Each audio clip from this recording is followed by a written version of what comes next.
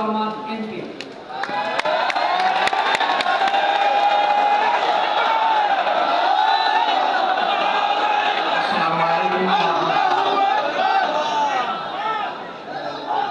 গণভোটের রায় বাস্তবায়নের দাবিতে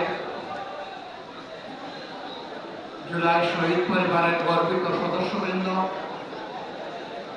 ঢাকায় অবস্থানরত জুলাই যোদ্ধাদের সাথে আজকের এই জাতীয় সমাবেশে উপস্থিত 11 দলের সম্মানিত শীর্ষ নেতৃবৃন্দ, বাংলাদেশ জামাত ইসলামের নেতৃবৃন্দ, ছাত্র সংগঠন সমূহের নেতৃবৃন্দ, শ্রমিক সংগঠনের সমূহের নেতৃবৃন্দ এবং আমার সামনে উপস্থিত সংগ্রামী ভাই ও বোনেরা, সাংবাদিক বন্ধুগণ, আমাদের সময় আসন্ন, কথা আমি বেশি বলব না।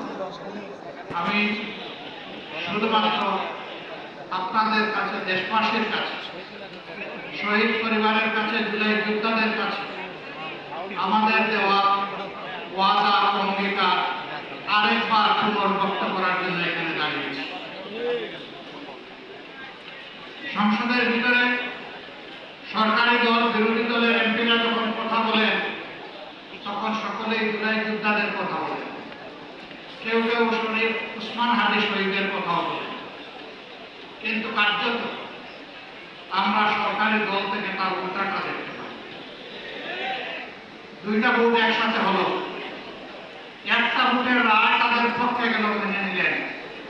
তারা দাবি করেন 51% মানুষ তাদেরকে ভোট দিয়েছে। আরেকটা ভোটে জনগণ 70 বার কোন ভোটে হা বলেছে। তারা 51% মানেন, কিন্তু 70% মানেন না। এটা লজ্জা, এটা দুঃখে। ওই 70%-এর রায় যদি বাস্তবায়ন হবে, বাংলাদেশ থেকে সত্যিকার অর্থে সেদিনই স্বৈরতন্ত্র বা ফ্যাসিবাদ বিদায় নেবে। বিএনপি প্রত্যেকটি বিষয়ে পতিত, পালিয়ে যাওয়া ফ্যাসিবাদের রাস্তা ধরে হাঁটা শুরু করেছে। আমরা একসাথে মজবুত ছিলাম।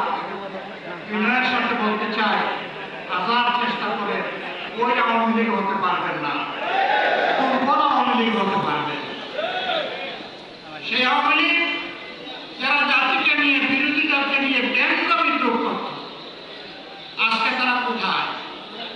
আপনারা এদিকে আসুন। মামু বাড়ি দিল্লিতে।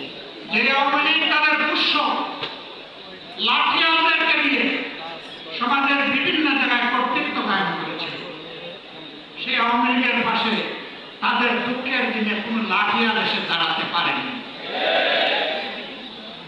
আফসোসের বিষয়, রাষ্ট্রের মৌলিক